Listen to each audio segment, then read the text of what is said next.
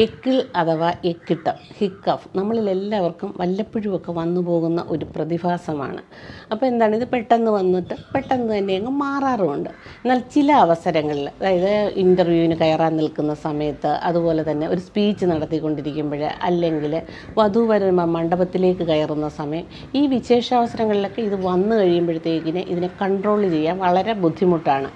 അപ്പം നമുക്ക് ചില പൊടിക്കൈകൾ ഉപയോഗിച്ചാൽ ഇതിനെ പെട്ടെന്ന് കൺട്രോൾ ചെയ്യാൻ പറ്റും. അതുപോലെ തന്നെ ചില ക്രോണിക് ഡിസീസിൻ്റെ ഭാഗമായിട്ട് ഇത് കണ്ടിന്യൂസ് ആയിട്ട് നിലനിൽക്കുന്ന സമയങ്ങളുണ്ട്. അപ്പോൾ അത് വളരെയധികം ശ്രദ്ധിക്കേണ്ടതുണ്ട്. അപ്പം അതിൻ്റെ കാരണങ്ങൾ എന്തൊക്കെയാണ്, അത് എങ്ങനെ നമുക്ക് റെക്ടിഫൈ ചെയ്യാൻ പറ്റുമെന്നും നോക്കാം. ഹെൽത്തി ബെഡ്സിലേക്ക് എല്ലാവർക്കും സ്വാഗതം. ഞാൻ ഡോക്ടർ.കല. എക്കിളുണ്ടാകുന്നത് നമ്മുടെ റെസ്പിറേറ്ററി ഓർഗൻസിൻ്റെയും ഡയഫ്രത്തിൻ്റെയും ഇൻവോളണ്ടറി സ്പാസം മൂലം എപ്പിഗ്ലോട്ടിസ് പെട്ടെന്ന് അടയുന്നത് മൂലമാണ്. ഇതൊരു ഇൻവോളണ്ടറി ആയിട്ടുള്ള പ്രോസസ്സാണ്.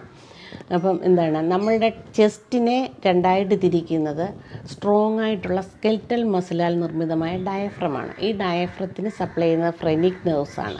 അപ്പോൾ ഈ ഫ്രെനിക് നെർവ്സിനുണ്ടാകുന്ന ഇറിറ്റേഷനാണ് മെയിനായിട്ടും ഇക്കിളുണ്ടാക്കുന്നത്. നമുക്ക് എന്തെങ്കിലും സ്റ്റൊമക്ക് റിലേറ്റഡ് ആയിട്ടുള്ള ഇഷ്യൂസ് വന്നു കഴിയുമ്പോൾ നമ്മുടെ സ്റ്റൊമക്കിൽ പ്രഷർ സിംറ്റം ക്രിയേറ്റ് ചെയ്യും. അപ്പോൾ ഈ ഡയഫ്രം പെട്ടെന്നൊന്ന് താഴേക്ക് വരും, ചെറുതായിട്ട് താഴേക്ക് വരും. അപ്പോൾ ഈ സമയം ലങ്സ് പെട്ടെന്നൊന്ന് ചുരുങ്ങും. ആ സമയം തന്നെ എയർ പെട്ടെന്ന് ലങ്സിലേക്ക് കടക്കുകയും എപ്പിഗ്ലോട്ടിസ് അടയുകയും ചെയ്യും. അപ്പോൾ പെട്ടെന്ന് ലൗഡായിട്ട് ഈ എക്കിൾ വരും. എന്നിട്ടിത് പതുക്കെ നേർത്ത് ഇല്ലാതാവുകയും ചെയ്യും. ഇതാണ് ഇതിന് പിന്നിലെ സയൻസ്. അപ്പോൾ ഇത് ക്രോണിക് ഡിസീസിൻ്റെ ഭാഗമായിട്ട് വരികയാണെങ്കിൽ ഇതിങ്ങനെ കണ്ടിന്യൂസ് ആയിട്ട് നിന്നുകൊണ്ടേയിരിക്കും. സാധാരണ ഇത് വന്നു കഴിഞ്ഞാൽ പെട്ടെന്ന് തന്നെ സെക്കൻഡ്സ് എടുക്കും, അതിനുള്ളിൽ തന്നെ ഇത് പതുക്കെ നേർത്തില്ലാതാവുകയും ചെയ്യും. എക്കിളുണ്ടാകാനുള്ള കാരണങ്ങൾ എന്തൊക്കെയാണെന്ന് നോക്കാം. സാധാരണ എക്കിളുണ്ടാകുന്നത് എങ്ങനെയാണെന്ന് നമ്മൾ ആലോചിച്ചാൽ തന്നെ മനസ്സിലാകും. നമ്മൾ ധൃതിയിൽ ഓടി വന്ന് പെട്ടെന്ന് ഫുഡ് കഴിക്കാൻ നോക്കും. ധൃതിയിൽ നമ്മൾ ഇഡലി ദോശയൊക്കെ ഡ്രൈ ആയിട്ട് പെട്ടെന്ന് ഇങ്ങനെ നിന്നുകൊണ്ട് കഴിക്കുന്ന അവസ്ഥകളില്ലേ, നമ്മൾ ഓടി ഇറങ്ങിപ്പോകണം, അല്ലെങ്കിൽ പെട്ടെന്ന് കഴിച്ചു തീർക്കണം. ആ സമയത്താണ് നമുക്ക് സാധാരണ എക്കിളുണ്ടാകുന്നത്. പിന്നെന്താണ്, നമ്മൾ ധൃതിയിൽ വെള്ളം കുടിക്കും, കുടുകുടാ വെള്ളം ഇറക്കാൻ നോക്കുമ്പോൾ സ്ട്രക്കായിരിക്കും, ഇത് എക്കിളുണ്ടാകുന്നത്. അപ്പോൾ ഈ നെർവിന് ഇറിറ്റേഷൻ ഉണ്ടാകുകയാണ് അവിടെ. പിന്നെ സ്പൈസി ആയിട്ടുള്ള ഫുഡ് കൂടുതൽ ഉപയോഗിക്കുന്നവർ, അതുപോലെ ഓയിലി ആയിട്ടുള്ള ഫുഡ്, മധുരപലഹാരങ്ങൾ, ആൽക്കഹോളൊക്കെ കൂടുതൽ ഉപയോഗിക്കുന്ന ആൾക്കാർക്കൊക്കെ ഈ നെർവിന് കൂടുതൽ ഇറിറ്റേഷൻ സംഭവിക്കാം. അതുപോലെ ക്ലൈമറ്റിലുണ്ടാകുന്ന ചേഞ്ചസ്, അതായത് കൂടുതൽ ചൂടോ തണുപ്പോ ഒക്കെ വന്നു കഴിയുമ്പോഴത്തേക്കിന് നമുക്ക് എക്കിളുണ്ടാകാനുള്ള സാധ്യത കൂടുതലാണ്.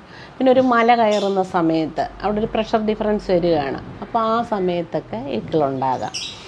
അതുപോലെ തന്നെയാണ് നമുക്ക് എന്തെങ്കിലും സ്ട്രോങ് മെഡിസിൻ എടുത്തുകൊണ്ടിരിക്കുന്ന ആൾക്കാരാണെങ്കിൽ ആ മെഡിസിൻ്റെ സൈഡ് എഫക്റ്റായിട്ട് ഈ നെർവിന് ഇറിറ്റേഷൻ സംഭവിക്കാവുന്നതാണ്. പിന്നെ അലർജിയുടെ ഭാഗമായിട്ട് പല അലർജിക് ഡിസീസും ഇല്ലേ, അതിൻ്റെയൊക്കെ ഭാഗമായിട്ട് അങ്ങനെ സംഭവിക്കാം. പിന്നെ ആങ്സൈറ്റിയും ടെൻഷനും ഒക്കെ വരുന്ന സമയത്ത് എക്കിൾ വരും. അതാണ് ഞാൻ പറഞ്ഞ വിശേഷാവസരങ്ങൾ. അതായത് വിവാഹ മണ്ഡപത്തിലേക്ക് കയറുമ്പോൾ ഭയങ്കര ടെൻഷനും ആങ്സൈറ്റിയൊക്കെ ഉള്ള ആൾക്കാരുണ്ട്. ആ വിശേഷ അവസരങ്ങളിലൊക്കെ ഇത് വന്നു കഴിഞ്ഞാലുള്ള ബുദ്ധിമുട്ട് വളരെയധികമാണ്.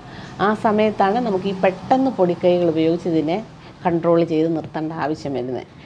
അപ്പം പിന്നെ നമ്മൾ ക്രോണിക് ഡിസീസിൻ്റെ ഭാഗമായിട്ട് വരുന്നു, അതല്ലേ സൂക്ഷിക്കണമെന്ന് ഞാൻ പറഞ്ഞത്. അതായത് കിഡ്നി ഡിസീസസ്, ഹാർട്ട് ഡിസീസസ്, അതുപോലെ ബ്രെയിൻ ഡിസീസസ്. അപ്പം ബ്രെയിൻ ഡിസീസ് എന്ന് പറയുമ്പോൾ മെനിഞ്ചൈറ്റിസ്, എൻകഫലൈറ്റിസ് പോലുള്ള കണ്ടീഷൻസൊക്കെ വരുമ്പോൾ അതിനോട് അസോസിയേറ്റ് ചെയ്ത് ഇത് വരാവുന്നതാണ്. അതുപോലെ തന്നെ സ്റ്റൊമക്കിൽ എന്തെങ്കിലും അൾസേഴ്സ്, ട്യൂമേഴ്സൊക്കെ വന്നു കഴിഞ്ഞാൽ ഇതേ പ്രശ്നം തന്നെ ഉണ്ടാകും, കണ്ടിന്യൂസ് ഇങ്ങനെ വന്നുകൊണ്ടേയിരിക്കും. പിന്നെ നമ്മുടെ ബ്രെയിനിൽ ഈ എക്കിൾ ക്രിയേറ്റ് ചെയ്യുന്ന സെൻറ്ററിന് എന്തെങ്കിലും ഡാമേജ് സംഭവിച്ചു കഴിഞ്ഞാൽ എക്കിൾ കണ്ടിന്യൂസ് ആയിട്ട് ഇങ്ങനെ വന്നുകൊണ്ടിരിക്കും. അപ്പോൾ ഈ ഒരു അവസ്ഥകളൊക്കെ നമ്മൾ വളരെയധികം സൂക്ഷിക്കേണ്ടതാണ്. അതായത് മെഡിക്കൽ എമർജൻസി വേണ്ട കണ്ടീഷൻസാണ് ഇതെല്ലാം. ഒരു 3 മണിക്കൂറിൽ കൂടുതൽ എക്കിൾ ഇങ്ങനെ കണ്ടിന്യൂസ് ആയിട്ട് വന്നിട്ട് ഭയങ്കര വയറ്റുവേദനയും പനിയും ഛർദിലും, ചിലപ്പം ബ്ലഡ് വരെ ഛർദ്ദിക്കുക. അപ്പോൾ ഈ അവസ്ഥ, എന്നിട്ട് ശ്വാസം കിട്ടാതെയൊക്കെ വരും. അപ്പോൾ ഈ അവസ്ഥയിൽ പെട്ടെന്ന് തന്നെ ഹോസ്പിറ്റലൈസ് ചെയ്യേണ്ട കണ്ടീഷനാണത്. അപ്പോൾ എക്കിൾ എന്ന് പറഞ്ഞ് നമ്മൾ നിസ്സാരമായി കളയേണ്ട ചില കണ്ടീഷനിൽ നമ്മൾ വളരെയധികം സൂക്ഷിക്കണം. എക്കിളിനെ നമ്മൾ 3ആയിട്ടാണ് തരംതിരിച്ചിട്ടുള്ളത്. സാധാരണ വന്നു പോകുന്ന അക്യൂട്ട് ട്രാൻസിയൻറ്റ് ഹിക്കഫ് എന്നാണ് പറയുന്നത്. അതായത് ഒരു ഇടയ്ക്കൊക്കെ വന്ന് 1-2 ദിവസം കൊണ്ട് അതങ്ങ് ക്ലിയർ ആകും. പിന്നെ പെർസിസ്റ്റൻ്റ് ഹിക്കഫ് എന്ന് പറയുമ്പോഴത്തേക്കിന് മോർ ദാൻ 2 ഡേയ്സ്, 2 ദിവസം കഴിഞ്ഞിട്ടും ചെറുതായിട്ട് ഇടയ്ക്കൊക്കെ വന്നുകൊണ്ടിരിക്കുന്ന ഒരവസ്ഥ. പിന്നെ ഇൻറ്ററാക്റ്റബിൾ ഹിക്കഫ് അതെന്ന് പറയുമ്പോൾ മോർ ദാൻ 1 മന്ത്. അപ്പോൾ 1 മാസം കഴിഞ്ഞിട്ടും ഇത് പിന്നെയും ഇങ്ങനെ നിലനിൽക്കുകയാണെങ്കിൽ നമ്മൾ സൂക്ഷിക്കണം. ഈ മൂന്നാമത്തെ അവസ്ഥയാണ് നമ്മൾ വളരെയധികം ശ്രദ്ധിക്കേണ്ടത്. ഇനി നമുക്ക് സാധാരണ ഉണ്ടാകുന്ന ഇക്കിൾ, പ്രത്യേകിച്ച് ഈ വിശേഷാവസരങ്ങളിലൊക്കെ നിൽക്കുന്ന സമയത്തുണ്ടാകുന്ന ഇക്കിൾ പെട്ടെന്ന് കുറയ്ക്കാനുള്ള പൊടിക്കൈ എന്താണെന്ന് നോക്കാം. അപ്പോൾ ഇത് വന്നു കഴിഞ്ഞാൽ ഉടൻ എന്ത് ചെയ്യണം, നമ്മൾ പെട്ടെന്ന് നമ്മുടെ വായും മൂക്കും കൂടെ ശക്തമായിട്ട് അങ്ങ് പൊത്തിയ ശേഷം ശക്തമായിട്ട് പുറത്തേക്ക് ഊതുന്ന ആ സമയത്ത് അകത്തുള്ള പ്രഷർ കൂടിയിട്ട് ഈ എക്കിൾ ക്രിയേറ്റ് ചെയ്യുന്ന നെർവിനെ സ്റ്റിമുലേറ്റ് ചെയ്യും. എന്നിട്ട് അപ്പോഴത്തേക്കിനും എന്താണ്, ഈ എക്കിളങ്ങ് കുറഞ്ഞു വരും. അതാണ് ഒന്നാമത് ചെയ്യാവുന്ന പൊടിക്കൈ. രണ്ടാമതായിട്ട് നിങ്ങൾക്ക് ചെയ്യാവുന്ന ഒരു പൊടിക്കൈയാണ്, നിങ്ങൾ ഇത് വന്നു കഴിയുമ്പോൾ പെട്ടെന്ന് ശ്വാസം പുറത്തേക്കൂടെ എക്സെയിൽ ചെയ്യുക, അതിനുശേഷം ഇൻഹെയിൽ ചെയ്യുക. ദീർഘമായിട്ട് ശ്വാസം അകത്തേക്ക് എടുക്കുക, എന്നിട്ട് ഹോൾഡ് ചെയ്ത് നിർത്തിക്കൊണ്ട് തന്നെ നമ്മുടെ വിരലിൽ 1 2 3 4 5 6 7 8 9 10 ആ സെക്കൻഡ്സ് എണ്ണിയ ശേഷം വീണ്ടും എയർ അകത്തേക്ക് എടുക്കുക. ആ ഹോൾഡ് ചെയ്ത് നിർത്തിക്കൊണ്ട് തന്നെ എടുത്ത ശേഷം വീണ്ടും ഇതേപോലെ റിപ്പീറ്റ് ചെയ്ത് എണ്ണുക. പിന്നെ മൂന്നാമത് ഹോൾഡ് ചെയ്ത് നിർത്തിക്കൊണ്ട് തന്നെ വീണ്ടും ശ്വാസം എടുക്കുക, എണ്ണുക. അങ്ങനെ ഒരു 3 തവണ ചെയ്യുമ്പോൾ ഇത് പെട്ടെന്ന് തന്നെ ഇത് നിൽക്കുന്നതായിട്ട് കാണാം. അപ്പം നമുക്ക് നെർവിന് സ്റ്റിമുലേഷൻ സംഭവിച്ചിട്ടാണ് ഇത് പെട്ടെന്ന് നിൽക്കുന്നത്. പിന്നെ നമ്മൾ വീട്ടിൽ തന്നെയാണ് നിൽക്കുന്നതെങ്കിൽ നമുക്ക് പെട്ടെന്ന് തണുത്ത വെള്ളത്തിൽ മുഖം കഴുകാൻ, തണുത്ത വെള്ളം കവിളിൽ കൊള്ളാം. അപ്പോൾ അത് നെർവിനെ സ്റ്റിമുലേറ്റ് ചെയ്തിട്ട് പെട്ടെന്ന് ഇത് കുറച്ച് തരുന്നതാണ്. അതുപോലെ തന്നെ നമുക്ക് ചൂടുള്ളതോ അല്ലെങ്കിൽ തണുത്തതോ ആയ ജീരക വെള്ളമോ ചുക്കുവെള്ളമോ ഒക്കെ ചെറുതായിട്ട് കുടിച്ചിറക്കുക. ഒരുപാടല്ല, കുറച്ചായിട്ട് കുടിച്ചിറക്കുക. അപ്പോഴും ഈ ഇക്കിൾ കുറയുന്നതായിട്ട് കാണാൻ പറ്റും. അതുപോലെ സ്ട്രോങ് സ്മെല്ലുള്ള പൂക്കളോ സ്പ്രേയോ വല്ലതും പെട്ടെന്ന് എടുത്ത് മണപ്പിച്ച് കഴിയുമ്പോഴും ഇതുപോലെ തന്നെ ഇത് പെട്ടെന്ന് കുറയുന്നതായിട്ട് കാണാം. പിന്നെ കണ്ടിന്യൂസ് വന്നുകൊണ്ടിരിക്കുന്ന ആൾക്കാരാണെങ്കിൽ സ്റ്റൊമക്ക് റിലേറ്റഡ് ആയിട്ടുള്ള പ്രശ്നവും കൂടെ ഉണ്ടെങ്കിൽ അവർ ഈസി ഡൈജഷന് വേണ്ട ഫുഡ് ഐറ്റംസ് സെലക്ട് ചെയ്ത് കഴിക്കണം. അസിഡിറ്റി ഉണ്ടാകാതിരിക്കാൻ പ്രത്യേകം ശ്രദ്ധിക്കുകയും വേണം.